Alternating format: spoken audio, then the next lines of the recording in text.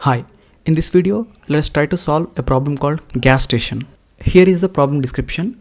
You are given with a car which is having unlimited gas tank and you have n gas stations which are arranged in some circular manner and the amount of gas available at each gas station is given here. And to move from one gas station to another gas station, you need to spend some amount of gas that is given here. That is, to move from 0th index gas station to first index gas station, you need to spend 3 units of gas here. Similarly, to move from 2 to 3, you need to spend 4 units of gas. Now, you need to return the starting gas station index from where if you start, you'll be able to make a circular loop around all the gas stations. If you're not able to do that, just return -1. Let us try to solve this problem by taking this example. This has 5 gas stations and we don't know where to start from. For any problem, if you're not able to find a better solution, just start with the brute force approach and try to optimize it further by making some observations. Let us do the same here. Since we don't know where to start from, let us try with all the available gas stations.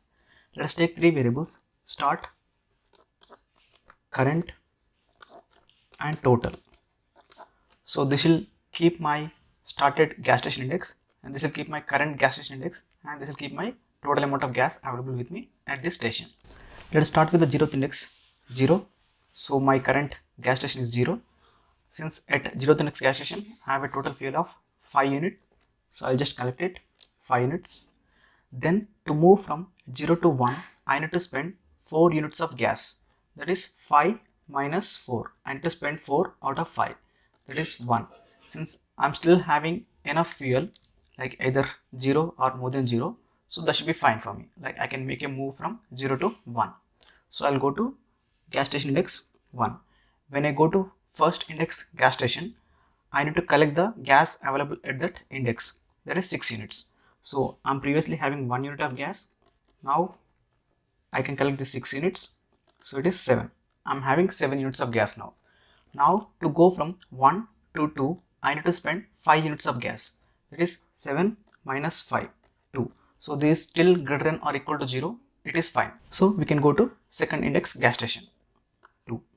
Now at second index, I have 4 units of gas. I can just collect it. So 2 plus 4 equals 6. To go from 2 to 3, I need to spend 7 units of gas. That is 6 minus 7 equal to -1. This is going less than 0. That means this is not a possible move. Like from second to third index gas station, we can't make a move if we start with 0th index gas station. Since this is not possible now, let us try with the next gas station, that is 1. So this is not a valid option. Let us start with 1. So if we start with 1, current is 1 and at 1 I have 6 units of gas. I can collect it. To go from 1 to 2, I need to spend 5 units. So 6 minus 5 is 1. So this is greater than or equal to 0. So this is fine. Now I'll go to second index gas station. In second index gas station, I have 4 units of gas. So I can just add it to my previous gas. So 1 plus 4 equal to 5. So to go from 2 to 3, I need to spend 7 units. 5 minus 7, it is -2. So this is going negative. That means this is also not a possible move. So 1 is also not a valid start index. Then let us try with the second index. So if you start from second index, current is second and my fuel is 4 units. Then to move from 2 to 3, I need to spend 7 units. That is 4 minus 7, it is -3. So this is also not a possible move. So this is also not valid. Then let us try with the next available option for us, that is 3. So current is 3. So if we start with 3, I'll have 5 units of gas. Then to move from 3 to 4, I need to spend 3 units. So 5 minus 3, 2. So this is positive, so I can make a move. I'll go to fourth index gas station. Now here I have 7 units. I'll just collect it. 2 plus 7, it is 9. To move from 4 to 0, I need to spend 8 units. So 9 minus 8, it is 1. So it is valid. So I can make a move to 0. At 0, I have 5 units. I can just add it here. 1 plus 5 equal 6. Now from 0 to 1, I need to spend 4 units. So 6 minus 4, it is 2. It is positive, so this is fine. So I'll go to 1. At first index, I have 6 units of gas. I can collect it. 2 plus 6 equal to 8. And to go from 1 to 2, I need to spend 5 units. that is 8 minus 5, 3. So this is a valid move. So I can just go to second index gas station. And now at second I have 4 units. So I can just add it. 3 plus 4 equal to 7. Now to go from 2 to 3, I need to spend 7 units. That is 7 minus 7, 0. So this is also greater than or equal to 0. This is fine. Now I'll go to third index gas station. I have arrived at a gas station where I started from. I started from 3. I have arrived at 3. That means, yeah, there is a possible move. If you start with third index gas station, then we'll be able to make a complete circle around all the gas station. So there is a valid index. Let us look at the time complexity for this approach. Since we have to pick each and every gas station index and then see whether we are able to make a circular loop with it or not. So to pick each gas station, it will take n time, and to check the circular loop, it will take another n time. So it is n into n. So total of n square it will take. So Tc is going to be O of n square. And since I'm not taking any extra storage, so my space complexity is going to be constant. Our brute force approach is taking O of n square time. If you are able to identify some redundant calculations and remove them, then definitely we can reduce the time complexity. Further, let us understand a little maths behind this problem. For the sake of proof, let us take variables instead of numbers. Like my gas array is G1, G2, G3, G4, G5, and my cost array is C1, C2, C3, C4, C5. Now let us assume, starting with G1, I'm starting with gas index G1 and I'm able to make a move from G1 to G2. So this is fine for me, and I'm able to make a move from G2 to G3 also when I start with G1, and I'm able to do like G3 to G4 also. This is also fine, but I'm getting an issue when I'm making a move from G4 to G5. So here in this case it is going negative. That's why I'm not able to make a move from G4 to G5. Let us assume this is the case if I start the journey with G1 index. So let us write the same thing in terms of expressions. If we observe this clearly, to make a move from G1 to G2, my G1 must be greater than or equal to C1. Otherwise, I can't make a move. So in terms of expression, G1 must be greater than or equal to C1. Similarly, to make a move from G2 to G3, what are the amount of gas I have till now must be greater than what are the cost associated till now. Like G1 plus G2 should be greater than or equal to C1 plus C2. Then only I'll be able to make a move from G2 to G3. Similarly, since G3 to G4 is a valid option in our example, so in terms of expressions, it's going to be G1 plus G2 plus G3 should be greater than or equal to C1 plus C2 plus C3. And if you observe in our example, we are saying G4 to G5 is not a valid option. That means, so G1 plus G2 plus G3 plus G4 is less than C1 plus C2 plus C3 plus C4. That's why I'm not able to make a move from G4 to G5. Let us try to observe these 4 expressions and derive some pattern. Let me rewrite this last expression. G1 plus G2 plus G3 plus G4 is less than C1 plus C2 plus C3 plus C4. What this is saying is that I'm starting my journey at G1 and I'm not able to make a move from G4 to G5 because of this condition, like my gas is less than the cost. Now in this expression, let us try to substitute this expression G1 greater than or equal to C1. There are 2 cases here. One is G1 equal to C1 and G1 is greater than C1.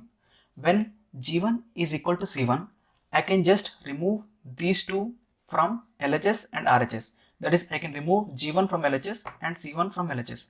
Since both of them are equal, so if I remove the same amount of value from LHS and RHS, the condition will still be same. That is, G2 plus G3 plus G4 is less than C2 plus C3 plus C4. So this will be still satisfied.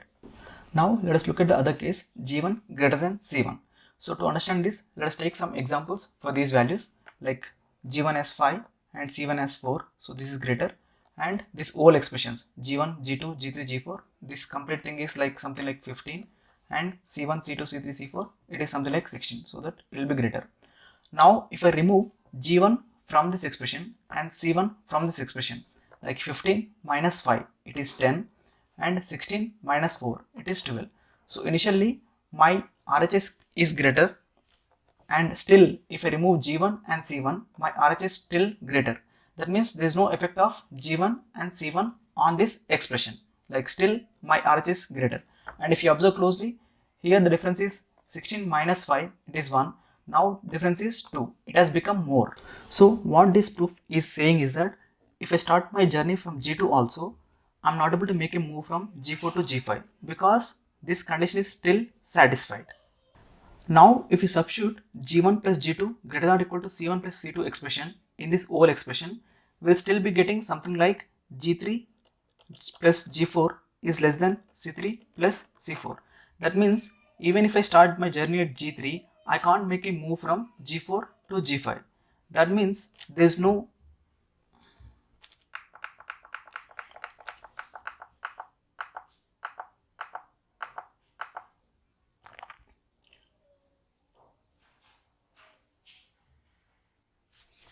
Three, two, one, go. Next, let us try to substitute this expression in this expression. So even if we do 3, 2, 1, go. Now let us try to substitute this expression inside this. If we do that, we can still prove that my G3 plus G4 is still less than C3 plus C4.